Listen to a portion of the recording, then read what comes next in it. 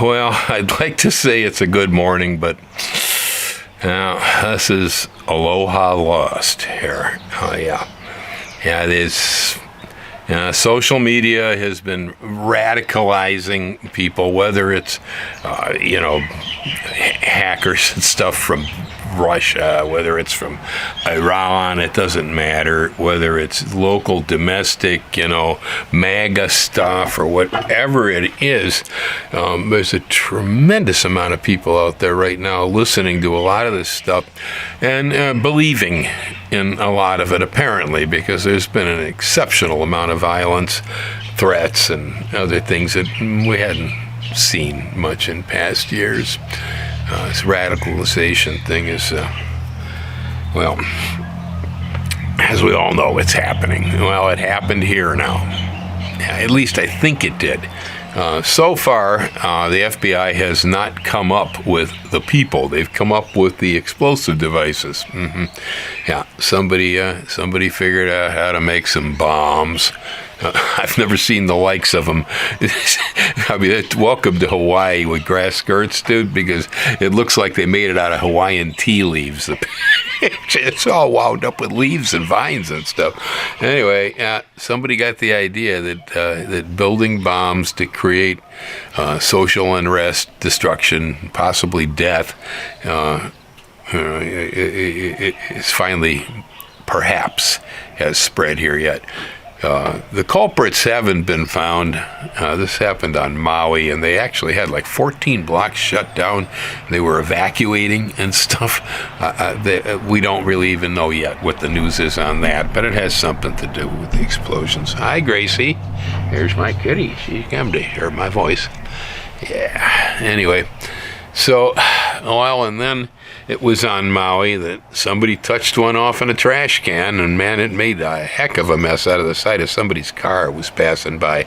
So it was fairly powerful. Blew the windows out, bent the body up, and it was full of shrapnel. So looks like whoever did this was intentionally trying to create human harm, by loading things up with nails and bits of iron and stuff, because the side of the car looked like it had bullet holes in it. And that's Maui. Now, so far it hasn't happened here on this island, but,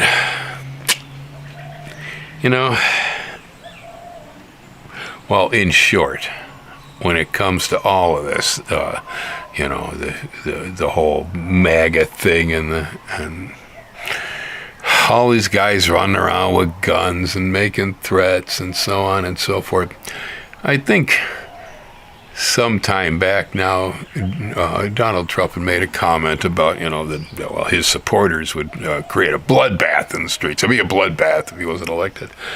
And, Obama had a comment to that which says, you guys got guns. We got F-16s.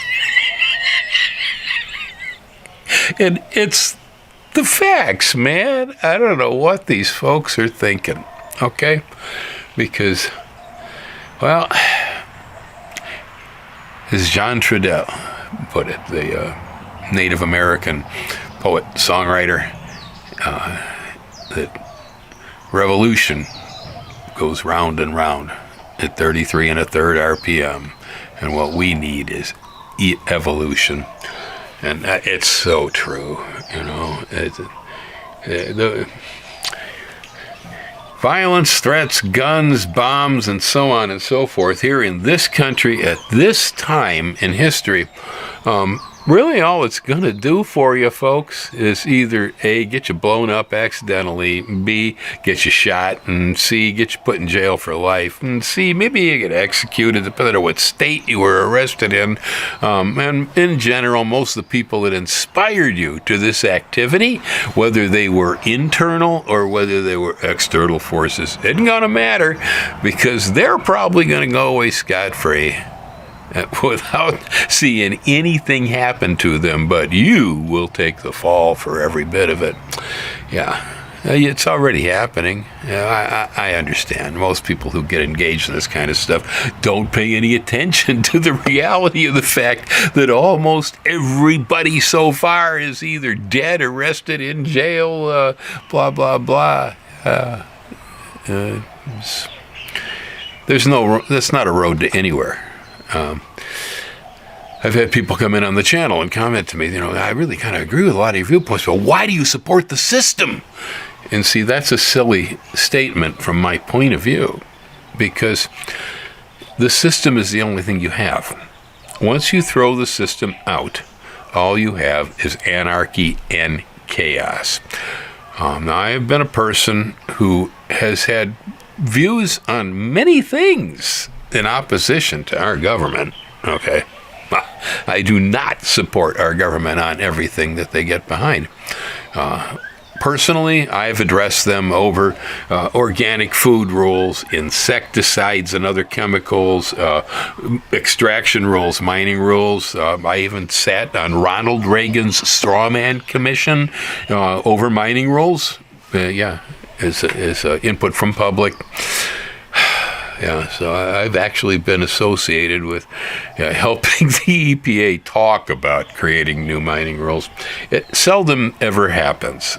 This is all of this, bear in mind, since I am a person who, I've been at demonstrations, okay? Yeah. I believe in protesting, demonstrating, voicing. Every time I get angry about anything that the government might have done or shouldn't have done or whatever, I'm right there, right on the email, talking to my Congress people, talking to my representatives. It never fails. And sometimes I think that it was my mother who taught me to do this, and then my school teachers also continued to say, contact your representatives. If you don't like something, talk to your government. Okay, well, fact of the matter is that I'm well aware it's 80-20. Okay, at best, it's 80-20. That 80% of what I address falls into the garbage and nothing ever is done about it. This is a government by committee and representation. All right, so you don't get everything you want. You're lucky if you get anything you want here. But sometimes I can see that changes have been made. Sometimes. And, me personally, I'm satisfied with tiny motion because I realize I'm a tiny guy. And that's usually about the most I can manage, and even when you have an organization, as Arlo Guthrie put it, right? You get three people, well, that's a movement. Yeah, well, but when you operate within the limits of the law, I'm not saying you should always be a nice person and always say nice things or something like this. No. I firmly believe in raising my voice, shaking my fist, and demonstrating, and so on. I just don't believe in tearing down and destroying what it is that we have built. You tear it down, you got chaos, people. And everybody inspiring you to do this knows that. And sadly, I realize that no matter what I got to say about it on this channel, the kind of guys that sit around and would believe the social media stuff, that making bombs is going to change things, and this is good, well, they don't listen to me. They probably hate me, because I would much rather have a peaceful world, personally. Yeah, I don't like violence. But they don't listen. But, maybe some of you out there who do listen to the channel have some association with other people that espouse these beliefs. Again, I have been not attacked, but approached by people about why I support our government. That's real simple. What's your option? The government has created a system of rules, laws, courts, etc. We have a structure, and within the structure there is a way that you can make things happen. And one real good way. Make your congressional representatives hot in the seat. Don't let them off the hook. You stay on them. Vet what you vote in. Oh, God, some of the stuff that people have been voting in. Because, again, the destruction of the system is not the solution. Okay? Yeah, you just end up with a mess. You end up in jail. You end up shot. You end up dead. You end up in all kinds of negative ways, and nothing is ever accomplished by any of it. I'll tell you, we were just darn lucky that this was an empty country the last time we had a real good revolution over here against King George. Otherwise, I don't think things would have gone the way they did. I don't think so. Yeah. King England didn't have F-16s. I'm telling you, you're up against something insurmountable if you think you're going to change things by violence in this country. All you will do is make things worse for yourself, because the more you push by killing people, damaging things, blowing stuff up, the tighter everything gets. Your restrictions will get worse and worse and worse and worse until you have no freedoms anymore. Operate in a civil fashion, tend to stay inside the rules, function within the way the government was put up, designed to operate, and you'll be able to enjoy whatever freedoms you have privileges to in this land. I know. I know people that have stepped over the line, gotten busted, committed felonies, and they don't have half the privileges I have at this point anymore. Yeah, speaking of which, I don't think I'd elect a felon as a president either. Well, looking at the whole situation, if this is all about social media radicalization of people who really have no sense of self, trying to create some identity or something. If that's what it's about, well, it's pretty scary, and it really hurts that it landed here. On the other hand, just like the guys in Mythbusters, I myself just love to watch things go boom. Okay, yeah. Now that's ancient history. I don't do that stuff anymore, but when we were younger, we used to blow all kind of stuff up. But we didn't blow it up for social change. We didn't blow it up to hurt anybody.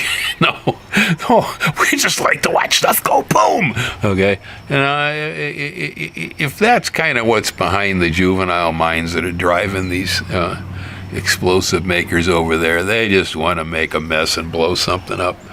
Well, I'm sorry it's happening here, but that sort of motivation, well, at least I understand it.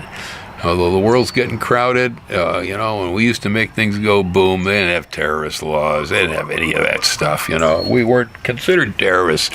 We'd blow up a junk car out on a farm field someplace, and if anybody heard it at all, it was some darn punk kids again blowing up stuff. Right. So, I don't know. But, the way things have been, I think we can kind of figure that somebody else thinks that they can change the world by blowing somebody else up. It doesn't work that way. It don't work that way. Sorry. All you do is either pay a price or the whole country pays a price for what you do. And it ain't going to make anything any better. The word love is worn out. Love is all you need. Love is all you need. Yeah, right. It's I love you. Yeah, yeah, yeah. It's all so commercial, worn out. It means nothing anymore, honestly. And even compassion, it's kind of been stomped on pretty good too. I heard the Dalai Lama the other day use the term affection, to feel affection. I had to admit that he had a point. It's almost impossible to feel love these days for things. It's really hard. Even feeling compassion for some of this. Yes, but, it's easier if you start off with affection. For instance, my cat, Gracie took off. She's not around here. Oh, there she is. She's back there. Yeah, I didn't know she was still here. She's back here by my sprayer. It's easier for me with her, for instance. She's such a grateful animal. Yeah, we took her in. She was suffering, and we gave her a home, and she shows her gratitude every day. So it's hard not to feel affection for an animal, that when you have done something nice for it, that they turn back around and they let you know. So it's easy for me to feel affection for her. Yeah, it really is. I am not the most loving guy, all right? Yeah, it's not my nature. It's easier with her, and, if I start there, and then I start thinking about, maybe some other pets I once had, like I had a dog named Dinah that I loved her so much. And I start work from there, and I start to work outward into other things connected that where I might have felt certain amount of affection and so on. Yeah, the feeling has been building lately as I meditate on it, but I started with my cat. Yeah, I started with the cat. That was the easiest place in the entire world for me to find a certain amount of affection. I guess it's a good meditation and practice for all of us today, because it can't lead you in a worse state to a worse place in a worse world. No, it can't. It's just not the sort of thing that does that. So, give it a try. If you got a pet pug dog over there, practice noticing your affection and expressing affection with your dog. Then see if you can expand that thought. The world needs it today, man.